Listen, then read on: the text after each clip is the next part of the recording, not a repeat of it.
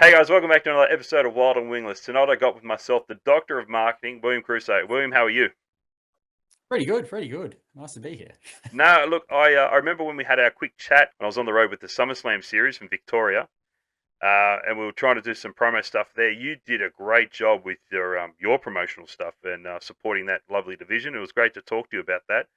I haven't had much else really crossing paths. I've bought products and stuff over the years, but I don't know much about how you got started in racing. So, will you be able to shed a bit of light on how you got started in Yeah, racing and where you got to where you are now? yeah, for sure. I guess I'm a bit of a, I should say, a bit of a weird story how I got into it. I didn't actually like motorsport as a kid, but my dad raced super sedans, being the S11, like Rocky Caruso is his name, obviously in South Australia, and I actually played a lot of football, or which we call soccer, Yep. growing up. My brother's family, like the Caruso Motorsport name, has been around racing for I think 3 or 4 generations now. Oh wow. Um, and I was like the opposite. I didn't like it really as a kid, but I was watching everyone else do it. Um, Continued watching videos and I was like, hang on, it's so easy for me to get involved into it because my dad's got 5 dirt carts sitting in the shed. He Yep. kind of made me buy my way in. He's like, nah, if you want to get into it, you have to buy it all yourself and do it that way. So kind of did it that way, got involved and actually, who knows, actually liked it. Yeah. Did dirt carts for about or ADCA carts for about 2 years. There's so many like tracks. I think it's like 14 in South Australia. It's like really big. And a few dirt carters basically made the swap over to wingless. Cousins were racing not wingless sprint cars at the time. In Mark and Stephen. I think 360s, and then they were going to like kind of 410s as well. And I thought, okay, let's jump into wingless. Kind of was offloaded all their old parts to start with, put a car together, and basically had some fun. And that was about 20, I think 14. And then over the years, I've thought about maybe going sprint cars, but really it's just wingless is kind of where I really like it because it's a lot more raw racing, I think. You don't have to have the huge budget, and it's actually a really, really challenging class. Like, especially right now, you can go to any track. There's 20 plus cars there. We've all got pretty much the same gear, and it's the driver input that makes it like really all the difference. So yeah, that's a little bit about my racing. I didn't actually like it at first, but I guess that my family history wore me down, and yeah, here I am now. And it grew anyway. Yeah. Well, I guess you sort of answered my next question, which is what is it that you enjoy about the wingless division? Um, but yeah, just sort of, you did mention a bit the car Yeah. count and the raw racing and stuff like that, which attracts you to it. So, Really about like what I really do like about wingless is the fact that it's I'm not going to talk down the wing class, but to me it's more about like a bit more skill driving with no wing. Because even when I watch like races in America, the racing's a lot closer. You don't seem to see them complain about, oh, there's no airspeed on my wing because yeah, there's no wing there. Everyone in wingless has got the same equipment, as I said before. Like it is pretty affordable in terms of most of the speedway kind of classes that are out there. And you can kind of see someone, if they get a really good setup and they've got the talent, you can kind of see them actually win a race. It's not the same people winning all the time. And obviously I really do like the community. It is small, like a smaller community. Everyone's respectful. We kind of know that we're not the main event. Like, well, I know we're not the main event. yep, So everyone's there to kind of help each other out. And there's a lot of actually even super sedan legends racing yep, that my dad likes too. So you've got your Peter Logs and like that, obviously in Victoria. And then you got your up and comers. So it's kind of like that mix yeah, of yeah, speedway legends and your up and comers. And I just really like it because it's super close yeah. racing. No, it is exactly like you said. Also, you look at the fact that like over on some states, not all states, we're having a bit of a downturn at the moment with like our winged sprint cars. Hmm. Turnouts are getting a little bit lower, but you're seeing an increase or steady numbers in the wingless. It's normally an increase. And then, as you said, you've got the old bulls, you got the young calves, as they want to call them, from Step Brothers coming in. Uh, Yeah. I mean, you've got a mixture of that sort of talent, which means I feel wingless racing is going to be sort of healthy division for many years to come until we get to the engine situation. But actually, what is your thoughts on the current state of wingless racing in this country? So I think currently, like it's kind of it's at the point that I think the next at least the next few years will probably be all right. Like in terms of car numbers, it's really exploded, I think, over the last 5 years. Hmm. You've got like more cars, more young drivers, essentially a little bit more energy too. Like being young drivers, they want to race a lot more and like go to more meetings. But obviously, with any type of growth, like in anything, business or a sport too, become like there is challenges. And obviously, you've got challenges in like the tire price. Conveniently, that's gone up a lot. Obviously, a lot of our parts also that sprint cars obviously use have gone up in price. Lucky mine haven't gone up too much. But we've got to really like focus, I guess, the next couple of years is to keep it accessible. And what I mean by that is accessible to not just the current people that are racing now, but newer people that are coming in. So I'm not sure what they're going to do about the engine, but right now this class has serious power by numbers. So we don't expect to get $10,000 to win every race, but we'll bring the numbers there that can help give back, obviously, to the track via essentially the back gate. My only real wish is some tracks, they need to be damn wider to allow us to race. We don't have the power, Yep. I guess, to be racing on like super hooked up tracks. But I'm really not sure. Like at the moment, we're in such a good spot and it's like no one wants to touch it. But I really think just need to sit down, even with like, or just create some strategies on like, if we go this way, what's going to happen? If we go this way, what's going to happen? How do we go about one, obviously reaching new people because brands, I shouldn't say brands grow. I'm a marketing scientist, so I might switch into some That's all marketing right. terms. Brands grow via reaching essentially more light people. So people that don't race as often. There's more people that would race, say, 5+ meetings than those that would do the whole season. So it's how do you encourage those people that might only race the 5 meetings to race those extra 3? By doing that, then you get more numbers at all the tracks, and then it helps to basically be able to have raw race meetings. I'm pretty sure in Victoria now, they actually have 2 race meetings racing on the same weekend within the same state. Like they've got that many numbers that they can have a track on the kind of west and maybe on the east, like different sides of Melbourne, racing Yep. at the same time. And when you can do that, it gives you more chance of a driver to pick where you want to race. And then it doesn't make it as kind of like, not stressful. You can kind of pick and choose when you want to race. So that's my kind of thoughts on the current state. Some states have so many numbers, some don't. But it's really about trying to think about how we can make it accessible for everyone. I'm seeing in SA, there was a basically state title just recently with 350 dirt karters racing. If you can get 20 of those to buy a wingless, that pretty much is a third of the wingless numbers in obviously SA.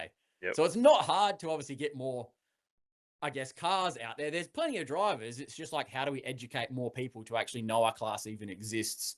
And that's that would be the next challenge, I think, because once you've got the numbers there, regardless of what they decide to do with the engine, if you lose 10% or 20% of people, you've got more people racing to start with. So it will still put you in that same position, basically, that we might be now.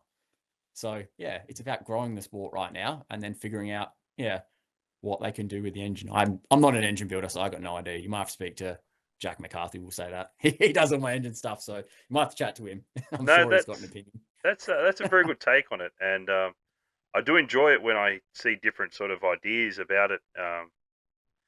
Yeah, I agree with you. Yeah, all right. So pretty much, It's a bit different, yeah. yeah, can't argue there. You've hit the nail on the head, and yeah, even bringing in your marketing words of wisdom. So, Mhm. um, yeah, no, I think you're right. We definitely are in a good spot, as you've seen with our series that we've been running over the last Mm. 5 years. The series has been improved, prize money's improved, incentives to go racing improved. We just have to work out do we want to keep going. You're right. So hopefully the people in the power, hopefully they can reach out to someone with your expertise, and we get some things going moving Yeah, forward.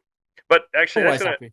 that's gonna lead me to my Always happy next to one. help. So you're a Yeah. smart man, and you talked about pricing and stuff. You're the man behind Thai Bills. Um, Mhm. so for those who, I'm sure everyone who's watching this are aware who William Caruso is, but I actually don't know how Thai Bills came apart. Like I don't know how you came to be Thai Bills. So yeah, how did you start this? What's the story behind it? It basically started out of pure frustration. So, Nice. it's not to say that the parts industry in 2014 or 2015, whenever I started, it was frustrating, but it was so I just bought a car. Basically, I was doing unfortunately, when you first start, you do have some big wrecks.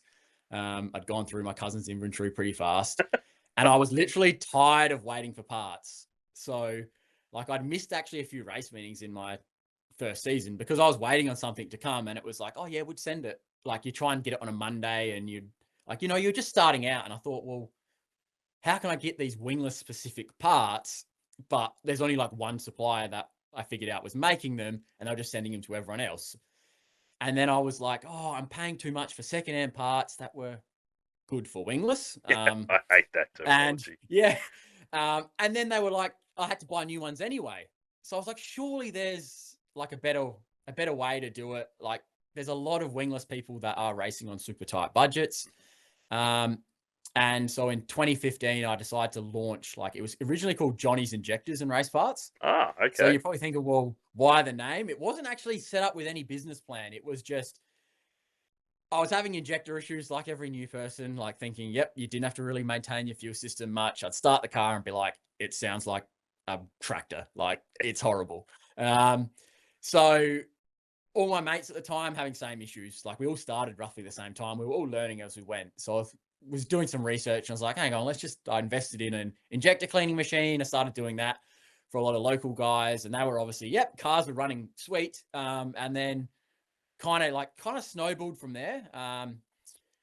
Was a guy from, I'm not sure, I can't remember his name. He from WA. After a meeting, he came over and he was, we'll say he was drinking lemonades in the pits. A bit too many of them. And he literally just blurted out, "Hey, Ty Bill." I don't know how he came to that or like what. I'd started bringing a little bit of titanium at the time, but it wasn't like more than one or two products. And him just mentioning Ty Bill, it's kind of stuck with, I guess, that crowd.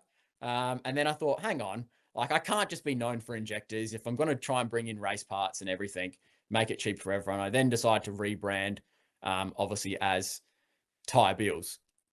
And it wasn't really all smooth sailing at the start. So where I actually work, we work with international brands on how to manage, I guess, we call it mental and physical availability. So it's like, how do you get in the minds of as many people as possible to sell products, but how are you then physically available for that? And with that, I learned some supply chain management and things like that, and got talking to essentially some suppliers. And then it didn't take long for me to realize that a lot of these products made very similar regions in the world. They're made in certain regions, sent over to multiple different middlemen. And then by the time it got to Australia, unfortunately, we might have been like the sixth person in line. So as costs kind of go up for certain things, everyone likes taking that little extra 5%. And then something one year that was, say, $100, ended up being like 150 the next. And I was like, well, it's the same thing. Like, what's going on? My wage didn't go up by that much. At the time, I think I was working at McDonald's. So it was hard putting like everything together. So I thought, let's try and create my own supply chain. So got in contact with someone actually over in, well, it was no surprise. Most of my stuff does get made in China. Yep. Have a buying agent over there. Through contacts at my work, which just happened to be someone was sitting next to me, and their dad actually is a buying agent. So they go around to all the different factories and will basically test stuff for me and figure out if this is grade, what does it say, an 8 bolt. They'll be able to tell, is it grade 8? So they're having someone over there that essentially I just started paying to be like, what products can you find? Because they didn't know what they were, but they're like, this factory makes this part. And I was like, they were like, oh, okay. And then I was just talking, and I'm like, well, can you make this part? And they're like, oh, yeah, we can, but we need the drawings for it. So me being like, okay, I can't just use someone else's drawings, made all my own drawings, sent them over, got multiple parts sent back. There's been failures on things that I got a rocker cover once that was the size of an iPhone. Didn't check the drawing numbers. It came back tiny. So I actually threw that out of pure frustration, but I should have kept it. You should have kept so it. the Yep. first, yeah, it just came back the wrong size. So, but like things like that over time was just constantly developing new products. And then I thought, hang on, I can own the supply chain and basically make it cheaper for everyone. And that's kind of what essentially I've done. Like, I design the parts, source the parts, own the supply chain. And now I've got like 400 plus parts on the store. There's no middlemen in between. Yeah, there's no really unnecessary costs. If it sits in my storage shed for 5 years. Yep, it sits there for 5 years. I have, with obviously the engine change coming up, managing certain parts that are obviously in relation to the engine. But essentially all the, like, a spring car is not going to change. It hasn't changed in 30 plus years. Your shock mounts and whatever, those are all roughly got to stay the same. So Tyre Builds now basically exists. It's just there to cut costs, solves problems for people too. Like, some of the parts that we found had little issues, and like we've been with tolerances or something. Like, I've got here actually right next to me, like a flex plate that we created. So Oh yeah. this is actually a copy of a genuine flex plate. Yep. They were $600 originally from obviously your auto parts stores, because they didn't make them anymore. That's the problem. The engine being quite old, none of the places made new parts anymore. So obviously decided to make my own. There's a good 300 sitting in my shed at the moment, but they're only like $160 for everyone. So they're relatively cheaper than everything else, and actually made them out of a different steel, which is spring steel, which was very smart at the time, Right. but maybe not so smart, because people don't actually break them unless they hit something. I was Like, they going to won't just say, crack out of I wear. I Like the haven't other heard ones of one do. breaking, but yeah, okay. So if you hit something, they'll break, but they've got a spring steel in them that they won't necessarily just crack around the outside like the real hardened steel kind of did. So kind of fixing little problems as I went and just trying to make everything cheaper. I think, yeah, I reckon I was going through my store like just before, and there's only been like maybe 10 products that have gone up by 5% since I've created that online website. So that's like 5 years now, That's with pretty only good. some products going up 5%. Most of them, they're exact same, because I've just bought more. So I've done all the hard stuff my end, so everyone else can keep it kind of consistent for them. And then they only have to worry about spending other, I guess, money on tires and things like that. Yeah. So No, well, yeah, that's the whole deal. that's good to hear the Yeah. Ty Bill story. So there you go. It may have not been Ty Bill's after all if that gentleman wasn't drinking lemonade in the pits. So after a Yeah, race I meeting. still After a race meeting. yeah, it was after a meeting, yeah. Well, okay, that's going to bring me to my next thing. So obviously, I'm in New South Wales. Ty Bill, I got onto you when we travelled, Mhm. and I never forget the first time we travelled in the state, and we are talking to a good friend of mine, Jason Belito, down in Mildura, and we are talking about injectors. And he goes, "Oh yeah, Ty Bill," and I had no idea who they talking about. Ty Bill, who the hell's Ty Bill? I met you the following night, so that was good. But You probably wouldn't have known who I was. Got a different name, yeah. yeah, well, but the thing is, if you look at that, so you have been heavily involved in so many clubs across this country. I look on what happens in South Australia, Victoria, WA, for example, Tasmania. The little isle down there that's punching above its weight. You see Ty Bill down there. You've been like involved in so many clubs across the country, and also overseas, from my understanding, in New Yeah, we've Zealand done as some well. stuff in New Zealand, yeah. I So got some little 6 shooters over there. yeah, six Funny years. name, but yeah. I actually like that name. A lot of people don't, but I actually thought it was a cool name. Uh, What's the benefits of you? I guess because not only are you selling parts to people, but you're actually becoming naming right sponsors for series, or you're putting your money up mhm. to help promote a race or an event or get things going. So yeah, what's the benefits that you find personally doing that? Because you wouldn't do it for no reason. Yeah, it's essentially like I do work full time. So Tyre Bills is set up essentially to pretty much give back to the racer, and it works off kind of how good it goes the year before. Mm-hmm. So like each year, say if New Zealand has 5% of my sales, I roughly work out like how much money I've got left over. Then I just invest that 5% back into New Zealand. So it works out where the customers kind of currently are. And when you've got places like, so I've actually like sponsored, so you've got like in North Queensland like club, they're Yep. trying to come up again. I sent up some setup books just to them to try and get them more information about what to do. I think every single club would have probably got some type of sponsorship for me at some point in time. And it really is about giving back by sponsoring events to make more people, I guess, want to race. But then when more people want to race, it also makes the tracks happy. If, say, the Victorian title is coming to a track and they've got a naming rights sponsor, it also shows that they're coming with something, and it makes it like the track happy, more likely to have Wingless there again. So it just kind of is giving back to essentially the customers that buy from me. It's where the whole heart and soul of my business obviously started. There's like super passionate teams there. There's a lot of competition that we've obviously got, but the people like kind of, I guess, generally care about Wingless, and it's trying to give back to like those people like yourself. You don't have to be doing this. You don't have to be talking to me right now, but you're doing it because of the sport we love, and it's just my way of actually giving back. And I also like testing parts, obviously, with different races too. And like that's a bit more the technical side of it, what I like doing. You'll probably find if you ever come look at my race car, it's completely different to probably what everyone else is doing, just because I like doing that weird stuff. But with more cars essentially on track, me sponsoring them with cheaper parts then makes essentially tracks get more money because more cars are showing up. And then, oh, we've got 100 plus cars for a title. You end up start getting some media coverage. And Yep. just when you've got sheer numbers, it makes, I guess, a track to be like, oh, I know, we're going to put Wingless on, but Wingless maybe only in one other class because we're going to get so many type of cars from Wingless. So that's kind of what I do. If I'm selling to customers, right, I need to advertise exactly where they are. And it's kind of all a part of giving back. So I think, yeah, I've even sponsored chariots and things like that. And it's just, yeah, Yeah. when NT only had, I think, only had 5 customers actually from NT. Oh, wow. And I just decided to give back to obviously those guys up there. And then they obviously really appreciate it. And you see like kind of their car numbers giving back to the Wingless class start slowly boosting up. Yep. And yeah, like drivers like prize money, really. If you start putting up prize money everywhere, people will, yeah, start racing more. And that's really what I want to see, because I'm not focused so much, I guess, on gaining more customers individually. I want the whole division to grow, because when that happens, then I'll naturally get more customers anyway. Yep. So I want we call it category growth, not brand growth. So I'm There we thinking like high level, where everyone else might be thinking, oh, how do I get my current customers to buy more? I'm like, how do I get more people into the sport? And then it actually makes everyone happy. Yeah.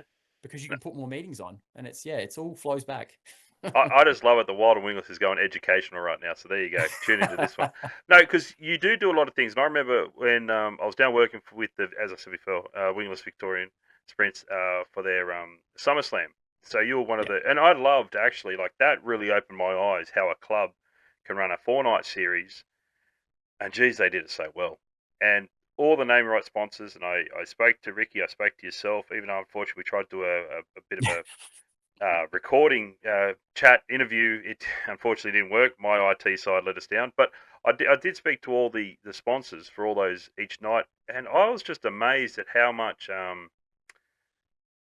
was given back to those drivers. Right, we're aware we're out there racing. Okay, that's one thing. However, don't forget we've got to drive there, whether we're being trucks or in the comfort of a 200 series or Lexus SUV that Fitzpatrick's driving, nice and comfort. But we all have to drive there. We feel buggered at the end of it. We're there working our way in the heat. If you're in Simpson, good luck with the flies. And then at the end of it, you race. All right, we have fun in a small window there, but this is the way they'll give him back. All the sponsors there just help those each race night to show appreciation to the drivers to give back. And I still think that to me is one of the best blueprints of running a series.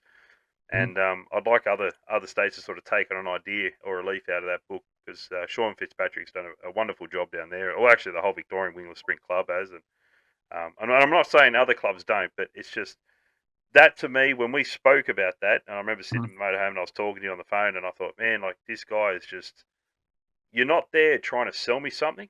You're there trying to sell me the division, right? Yeah. Which is good. And the closest of the racing and the people who are racing, the stars in their cars as much, but you're also offering us solutions for these problems that happen. Now, before you started, as you said, we didn't have those solutions. You know, you break a flex plate, well, you might have to go digging through some, picking parts reckons to try and find something suitable to use. Well, now you got a brand new one off the shelf.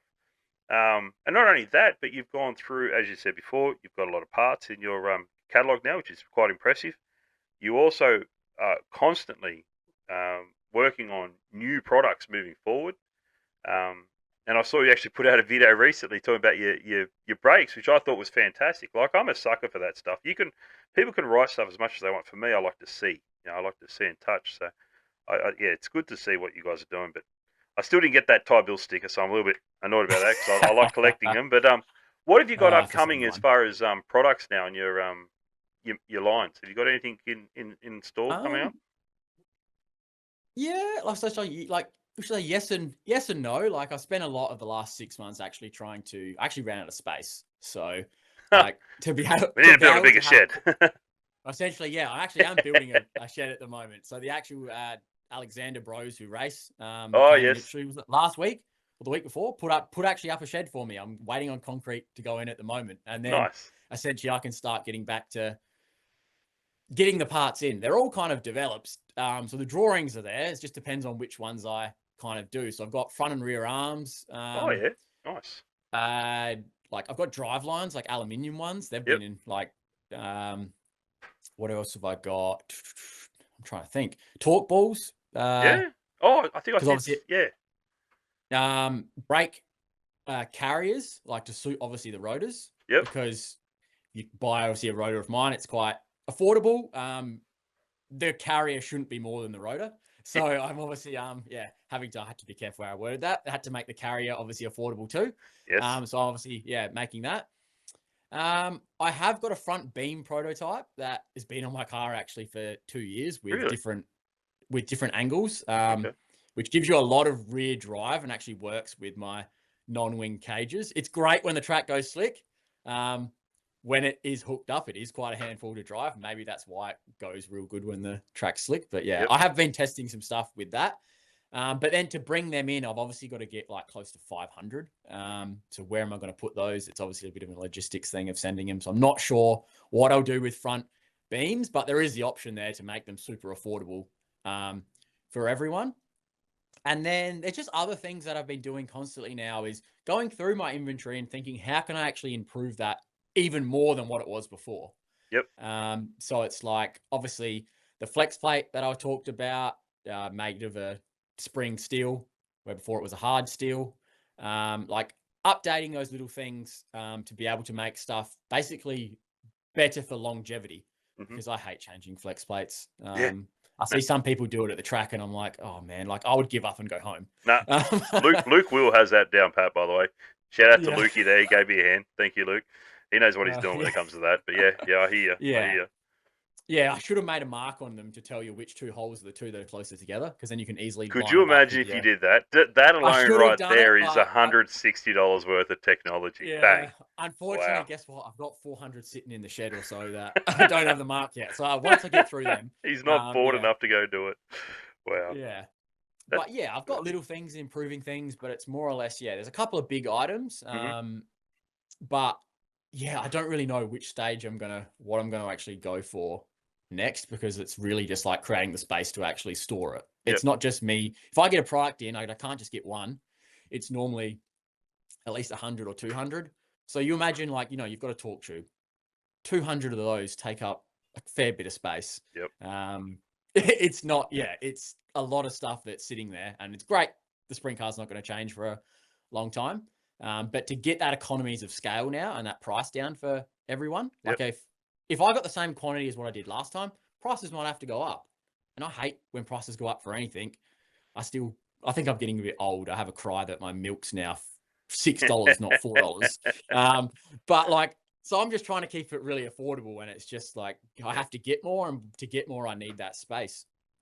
No, that's good. That's good. Well, as I always enjoy looking through, I believe it's good now in the wingless environment, where we have, for example, Ty Bill, we have 1.6, we have Power Motorsport, we have QSS, Yeah. JD Race Parts. I mean, I know he sells secondhand stuff, but it's good if you need to shop around and look to things. You've got some really good outlets there. I know there's other sites or other suppliers, but as I said, I'm a very visual person, so I work on what can I see. So Mhm.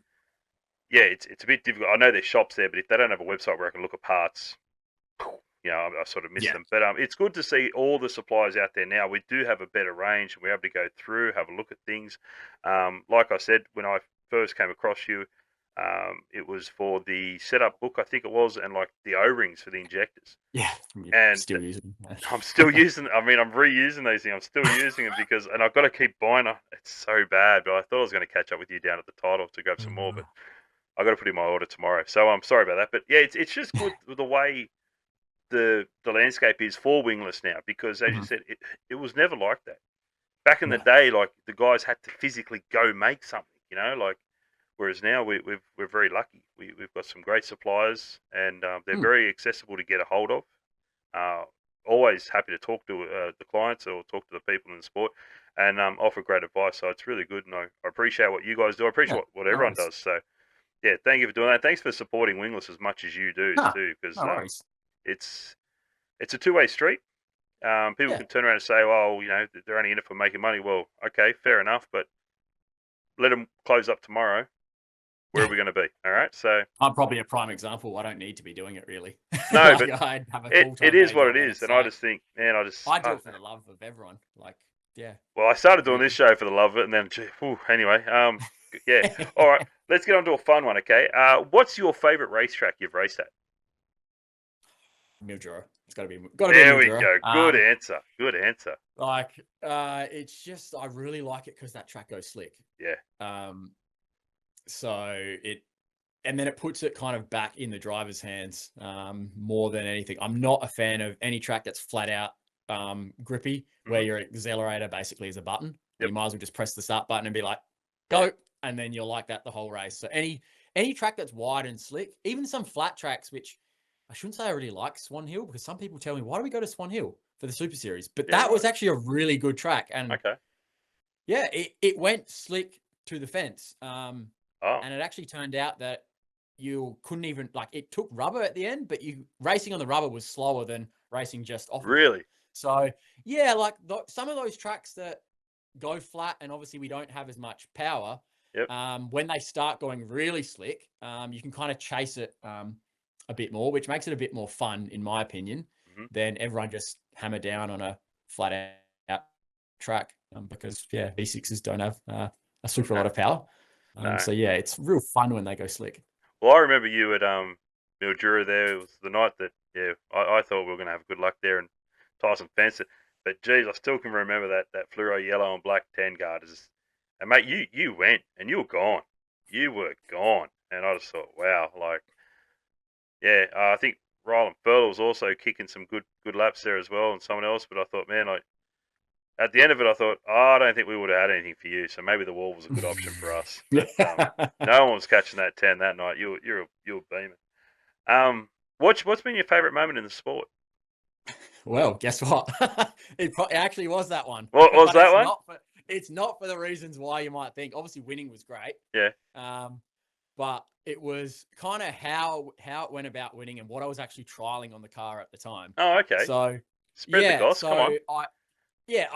everyone would know it now. Like at that point, I hadn't released non-wing bird cages, like my non-wing bird cages. Yep. I had them on the car, but I also had a different front end that had different like kingpin angles and things. So would have been great if the guy of pole actually took off, but he's like kind of battery cut out. And I think I was back to like 8th or something at one point. Yep. And then just started basically when the track went slick, started picking them all off. And I don't even think I led the last lap, but that was it. And I only won it by like not even half a second. I feel No, really sorry for you were the you life. were just. But when you were coming through that field, you were just. It Yeah, it the looked life led like it for 19. Yeah, it looked like autopilot. You would to come up trust me, behind someone and just it was. pass them, and then there'll be another person. Boom, another. Boom. It was almost like I don't know. It was almost like the Australian title with Tyson Martin when he went. Yeah, He got put back behind Todd Mule, and then he just gone. Like it was almost effortless from what you were doing. And I just thought, man, I thought, yeah, we wouldn't have anything for that car tonight. That yeah, just looks so good. And the thing was, you were putting the car everywhere you had to put it. Sometimes you put yeah. it somewhere you think, oh, is he going to drive off there? You drove off the corner. There you go. So those bird cages are working well. Your turning looked all right. So Yeah, to be honest, it just came to me with like 7 to go. Like it was actually wasn't even flat out. I was like taking my foot off the yeah, accelerator, rolling the corner, and I think the tires had kind of went on probably a lot of others. They were close to going on mine, but yeah, the fact that I wasn't just holding it flat actually made me get a lot more grip off the corner. And Mildura being such a long straight, it just allowed me to get that momentum going. And I remember thinking there was a restart with like 3 to go, and I'm like, everyone's bunched up now. It's like, you know what, I've got to have to go. Everyone's racing around, and I'm like, let's just try to go to the bottom and see if it sticks. Didn't actually stick, but I got just enough in kind of front of them that I could get it kind of rolling around. And then my actually family was there watching too. Yep. They didn't even see me. Like my cousins were there watching. They were racing the sprint cars right after. They didn't even like my family to do with them. Didn't even watch me win that feature because they You're thought kidding. when I went back to 7th, they were like, "Nah, he hasn't won it." And then my dad was there, like, "Oh, okay." They kind Wow. of, I shouldn't say giving up hope, but they're like, "Oh, we really thought you'd just stuff that." Next minute, the sprint cars roll out. You're rolling around with the checkered flag. We're like, "What the hell happened?" Wow. So, What faith they yeah. have in you, William. Yeah, Jesus. what faith? Yeah, you No know. good. To be honest, how many times do you see a wingless drop back to 7th or so and actually get back to the front? No, which is Probably why that never. was an amazing feat, I think. That was incredible. Yeah, it was Um, real fun. yeah, that's the main thing. Speaking of your number 10, meaning behind it, now, I believe there is. It's family number, isn't it? Yeah, so we've got some family numbers out there. So there was like my sister used to race dirt carts. She was 9. My brother had dirt carts. He was 10 and 11. I've got both my cousins in the sprint cars. They're essentially 33 and 10. And my cousins have obviously, they've got their kids too. Yep. That racing dirt carts. Obviously, they're keeping the same numbers in 33 and 10 as well. My dad was obviously number 11 racing the Super Sedan back in the day. And so it kind of was when I wanted a wingless, like which one was free. Like Yeah, right. nine wasn't free, 11 wasn't free, and 10 was. So it was 10 it is. Perfect. I actually had that number on hold for a year before I actually told my dad I was racing, but we won't. Lucky, I don't think he'll listen to this, so it should be all right. He won't listen. There we go. We don't have to worry. He doesn't Uh, listen. There we go. Oh, that's good. I'm glad you got the number because I always find it fascinating to hear the stories behind the numbers. It's not just a yeah. simple. Sometimes it's a simple, oh, it came with the car, but sometimes, yeah, it's got significance. So it's good. Mate, I appreciate your time tonight. Thank you for giving us the time to go through the whole how you got in the sport and the whole story about Ty Bill. But I offer everyone an opportunity to thank their sponsors, their partners who help them attend race meetings and do what we love doing. So, mate, the floor's all yours. Yeah, I'd just like to obviously thank there's like Shannon from Shannon and Tony from Pro 4X4. So those guys like specialize in all Pro 4x4 parts. And they've been a long time supporter of my cousins, essentially in sprint cars. Mm-hmm. And they also obviously support me as well in the wingless. So they have obviously a lot of caravan and camping shows. If you pretty much want anything Pro 4x4, they can, or 4X4, they can kind of find that for you. And they've also got some like kind of wingless guys where Jack McCarthy works. So your automotive technics, you've got Jared, Jack, and Jake. I always say if they're going to get another person there, is it going to start with Jay? Has But to. they're like, they're kind of real great guys that kind of, they do help me out a lot with a lot of things. And normally it's me asking stuff. And most of the time it's Jack telling me, what are you thinking? Or, what are you doing? But you've got Jared there that obviously gives me a lot of feedback as well with certain things. So they do help me out a lot. And obviously last on the list, he's not really a sponsor, but he gives up so much time, more than probably anyone. And if I could put a value on the time he gives up as money, he would be the number one, obviously, supporter of me. And that's obviously my dad.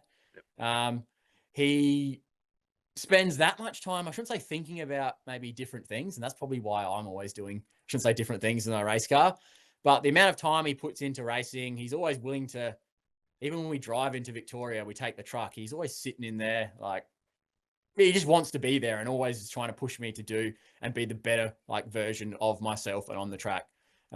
If I can actually manage to make him smile after a race meeting, it knows I've actually had a good meeting. So yeah, he'll actually, when I've won a couple, he's actually smiled, and when I've made it on the podium, he's actually cracked a few smiles too. So if he's smiling, it means I'm actually doing something kind of all right. And he's obviously real good, just makes me enjoy it. And he is really technical also, that gets me to understand if I make a change, it's not just going to affect that. It's like Newton's law of, you push something else is going to make a change. So you add more weight into the front right. What's it going to do to all your other wheels? Yep. So he really gets me thinking about the mechanics of that, because I guess in his Super Sedan days, he didn't have like a lot of adjustments, but he used to work on wheel weights and things like that. So in actual fact, we actually have wheel weights of a Super Sedan actually at Mildura, which is real weird, but like it's the one track that I have set up like a Super Sedan versus with the wheel weights on the car. Really? It works, but I really should try it at another track. Hey, I always Why not? default back to that other one, but he like really gets me thinking about that stuff. And because there's so much more adjustment on these cars compared to, I guess, a Leaf Spring Super Sedan back in the 90s, he really helps with that stuff. And I can't put I guess, a price tag on that, because that's just knowledge that, like, you kind of, I guess you can't put a price on that knowledge. Yeah. And yeah, he helps me develop parts. And guess what? I guess everyone will soon eventually get quicker. So like, just at one point, like, we had all of SA running the non-wing cages. So like, obviously Tyson Martin was doing his thing and winning, but second and third on the podium actually had them as well. And it was really good. Yeah, I guess seeing something I've developed, and obviously I'd won before with them, but I'd given them to other people, and they'd obviously had the feedback, oh, these are actually great. And it was really reassuring. And obviously my dad was like, stop making everyone faster or stop doing this. But I'm like, they're so much better. Like, it's going to be better for everyone. And it kind of has. And it just, I like seeing that as well. I can understand your dad's frustration. That would drive me nuts. Yeah. That would drive. Like, it's like, develop this new part. What are you doing? It's like, I talked to Mark Blyton a lot, and we got a running joke, because I'll ask him about a gear set, right? And he'll say, oh, it's 2 up from Gilgandra. I'm thinking, hang on, I've never built a Gilgandra. All right, well, what's Gilgandra then? Oh, well, it's 2 up from, no, sorry, Gilgandra would be, 3 off from Canberra. I'm thinking, all right, well, I know, but hang on, which way are you going? What else is it close to? Oh, you ever ran to Gunnedah? It's 2 down from there. I'm thinking, I've never been again. And he just runs around in circles, and I think, you know what, forget it, mate. I'm walking away. And then, like, Tyson will go up, and someone will ask Tyson gear set, and he'll just go up and tell him. Yeah. Oh, no, yeah. So, yeah, but anyway, I understand how your dad feels. But no, look, mate, thank you very much for joining me tonight. I hope everyone there, William Caruso, Ty Bill, go check out his website. I'll also include it into the page down below. But, mate, thank you very much. I look forward to seeing you at a track very shortly. Yeah, we'll do. For everyone else, yeah, absolutely. Thanks, everyone, for tuning in, and I'll see you on the next one. Take care.